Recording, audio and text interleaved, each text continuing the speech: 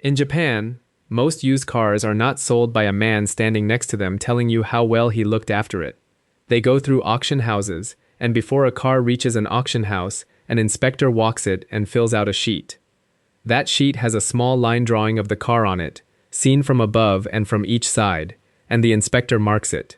Letters and numbers all over the outline, a code for a scratch, a different one for a dent, another for a panel that has been repainted, another for a panel that has been replaced entirely, another for corrosion. Severity written as a number beside it. Then an overall grade for the body, and a separate grade for the interior. Importers on the other side of the world buy cars off those sheets without ever standing next to them. That is how much weight the paper carries. Now here is the part that matters to you, and it is not the part people usually take from this. That sheet does not exist because Japanese inspectors know things you do not. Nearly everything on it is visible to anybody with working eyes and 20 minutes. It exists because the moment a car has a written record attached to it, the seller loses the ability to steer the conversation. He cannot walk you past the rear quarter panel while telling you about the new tires. The paper decides the order, and the paper remembers. You are going to look at a car this weekend in somebody's driveway. No sheet, no grade, no map. Just you, a stranger who wants your money, and a car you have already half decided you like from the photographs. And you will do what everybody does.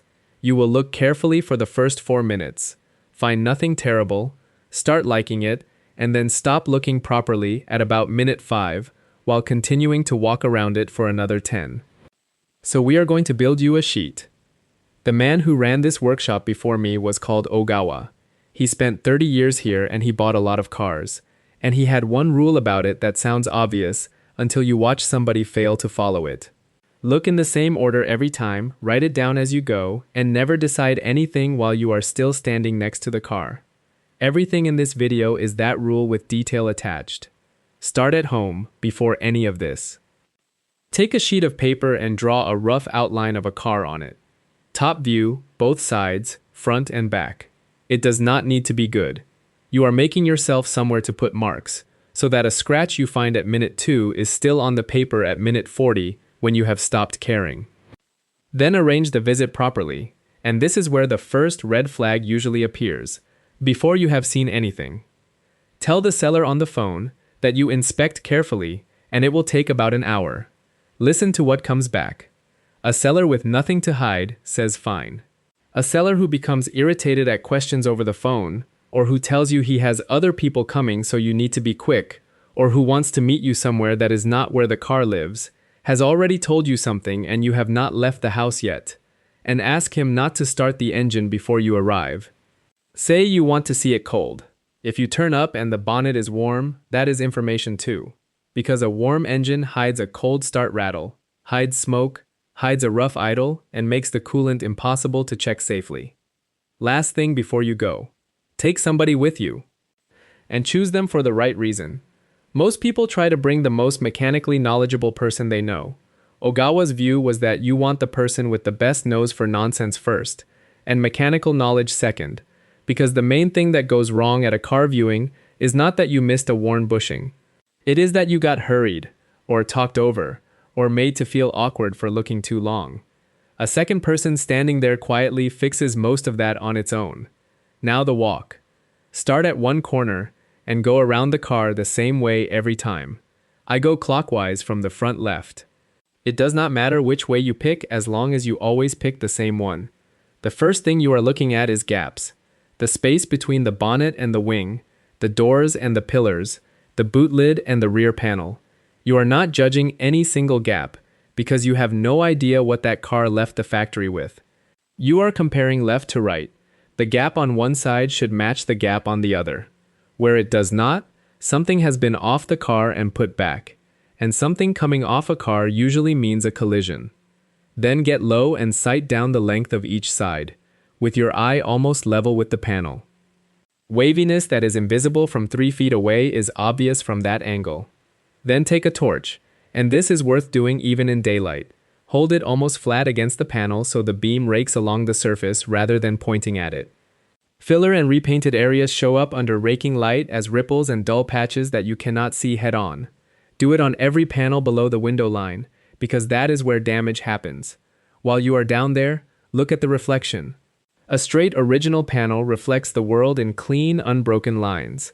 A repaired one bends them. 2 more paint checks that take 10 seconds each. Open the fuel filler door and look at the color inside it, because a cheap respray usually stops at the edges of what people look at.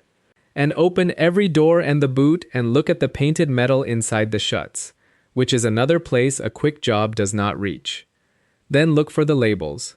Most manufacturers put a small sticker or a stamped code on the bolt-on panels, the wings, the bonnet, the doors, the boot lid. If one panel has no label where the others do, or the label is painted over, that panel is not the one the car was built with. Tires next, and there are 3 things here rather than 1. Get the steering on full lock so you can see the inner edge of the front tires, because that is where the wear hides. Tread can look healthy across the middle and be down to the cords on the inside, and that costs you the tire and an alignment and tells you something is worn in the suspension or the car has been curbed hard. Check they match. Same brand, same size, same model on each axle at minimum. 4 different tires means somebody was buying whatever was cheapest that week, and that habit does not usually stop at tires. And read the date code. On the sidewall there is a DOT code ending in 4 digits. The first 2 are the week, the last 2 are the year. Tires older than about 6 years are hardening regardless of how much tread is on them, and a car with plenty of tread on 10-year-old tires needs 4 new ones. Now get on the ground and look underneath with your torch, along the sills, inside the wheel arches, at the suspension mounting points. Surface rust on a suspension arm is normal on any car past a few years. Flaking layered rust on a sill or a floor pan is structural, it is expensive, and for a lot of buyers it is where the viewing ends. If this is useful, subscribe. I put one of these out every week from the workshop. Now step back for a moment and think about what has happened before you arrived. Everything you are about to look at inside and under the bonnet has been prepared for you. The car has been cleaned, the fluids have very likely been topped up, the interior has been vacuumed and something has been sprayed in it. That is not necessarily dishonest. Everybody tidies a car before selling it. But it means the things worth finding from here are the things that survive a tidy up, and that changes what you look for. So we start with the one nobody cleans. Sit in the driver's seat and pull the seatbelt all the way out of the reel. All of it, until it stops. Then look at the part that normally lives inside the pillar, and run it through your fingers. You are looking for a tide line, discoloration, a stiff patch, fine grit in the weave. That belt spends its life wound up inside the bodywork, and nobody detailing a car for sale ever pulls it out. If a car has been underwater, the webbing knows. Then check the light bulbs, all of them. Headlights, both beams, indicators, brake lights, reverse, fog lights, and the license plate lamp specifically, because it is the one people forget. You are not doing that because bulbs are expensive. You are doing it because several unrelated electrical faults on the same car is the signature of flood damage. One dead bulb is a dead bulb. A dead license plate lamp, an intermittent window switch, and a radio that resets is a car that has had water in places water does not belong. While you are in there, push your hand under the carpet in the front footwells and in the boot under the spare wheel, and feel for damp. Look at the unpainted metal brackets under the seats and on the seat rails, because those go orange fast when a car has been wet and no amount of shampoo reaches them. And smell it. Sit in it with the doors shut for a minute. A strong air freshener in a car being sold is somebody covering something, and the 2 things people cover are damp and smoke. Now the engine bay, and it should still be cold. Coolant first. Find the pressure cap, the one with the warning label on it, rather than the plastic expansion bottle, because the bottle can look perfectly full while the system underneath it is half empty, and only open it cold, never on a warm engine. You want the coolant to be colored and clear. What you are looking for is an oily film on the surface or a brown sludge around the neck, which suggests oil is getting somewhere it should not, and that means head gasket money. Rusty brown water in there instead of coolant means somebody has been topping it up from a garden hose for years. Then the oil. Pull the dipstick, wipe it, put it back, pull it again.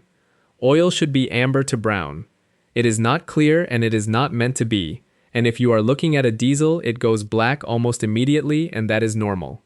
What you care about is a creamy or milky look, like coffee with too much milk in it, which suggests coolant getting into the oil.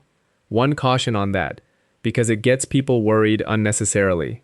A little pale sludge on the underside of the oil filler cap alone, on a car that only does short trips in a cold climate, is often just condensation. On the dipstick as well as the cap is the one that matters, and then the one that sounds backwards. Perfectly fresh oil on a car with a neglected interior, mismatched tires, and no service records is not reassuring. Most of what oil can tell you needs miles on it to show up, and a fresh fill resets the evidence. On a well-cared-for car with a folder of receipts, new oil is exactly what you would expect. On a scruffy one, ask when it was changed and why. Transmission fluid where the car has a dipstick for it. Clear red is good. Dark brown or black means it has been cooked or never changed, and a proper service needs a machine and costs real money. If it smells burnt, that is worse than the color. Now the dashboard, and this is the part of the whole video I would keep if I could only keep one. Before you start the engine, turn the key to the accessory position and watch the instrument cluster. Every warning lamp on that cluster should illuminate. Check engine, airbag, ABS, oil, battery, all of them, for a couple of seconds. That is the bulb check, and it exists so that you can confirm the lamps work. If one of them does not light up at all, that lamp cannot warn you about anything, and the cheapest way in the world to sell a car with a fault is to remove the bulb behind the light that would have told you about it. It takes a moment to check and almost nobody does it. Then start it, and they should all extinguish. If you can, bring a code reader. They cost very little now. Plug it into the port under the dash and read two things. Any stored codes, obviously, but also look at the readiness monitors, sometimes listed as IM readiness. Those are the self-tests the car runs over normal driving, and when somebody clears the fault memory, the monitors reset and report as not ready until the car has been driven a fair distance. So a car with no stored codes and a row of monitors reporting not ready is a car whose fault memory was cleared recently. Possibly this morning, in the driveway, before you arrived. The airbag lamp deserves its own line. An airbag fault will not usually show on a basic code reader. It needs the right equipment. The repairs run from trivial to very expensive, and in a lot of places a car will not pass its inspection with that light on. If it is lit, that is a walkaway unless you have a diagnosis in writing. Then drive it, and drive it for longer than feels polite. Turn the wheel to full lock in both directions at low speed in a car park and listen. Clicking on lock is a constant velocity joint. A whine that changes with steering is the power steering pump. While you are doing that, switch on everything at once. Headlights, blower on full, rear screen heater, radio, wipers, and hold the steering on lock.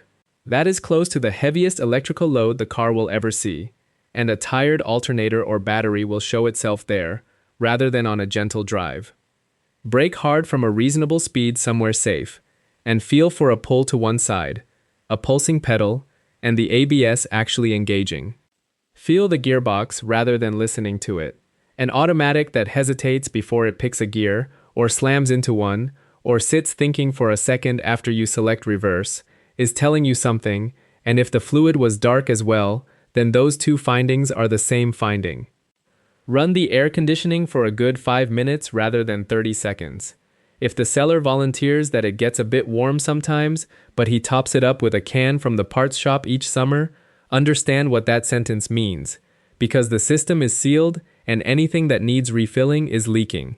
Those systems get worse and never better, and if the leak is at the evaporator core, the labor is a dashboard out job. Now the last part, and it is the part Ogawa was actually talking about. When you have finished, do not stand next to the car and think about it. Thank the seller, tell him you will call and go somewhere else, a cafe, your own car, anywhere he is not. Then read your sheet.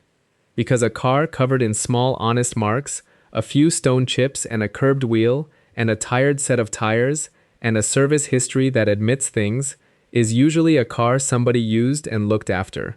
What you should be more careful of is the one where your sheet is nearly blank and there is one repainted panel on it. Nearly blank means either a genuinely lovely car or a car where somebody has spent money making things not visible, and the repainted panel tells you which. And know the limit of what you have done. Everything in this video happens with the car on the ground. Frame damage, fluid seeping from a gearbox seal, structural corrosion on floor pans and rear beams. None of that is properly visible without putting the car in the air. So if the sheet comes back clean and you are serious, pay a workshop for an hour to look at it on a lift before you hand anything over. It is the cheapest money in the whole transaction, and if the seller will not allow it, you already have your answer. The inspector in Japan is not smarter than you are. He has a route, a pen, and a piece of paper that will not be talked out of what it saw. Bring one.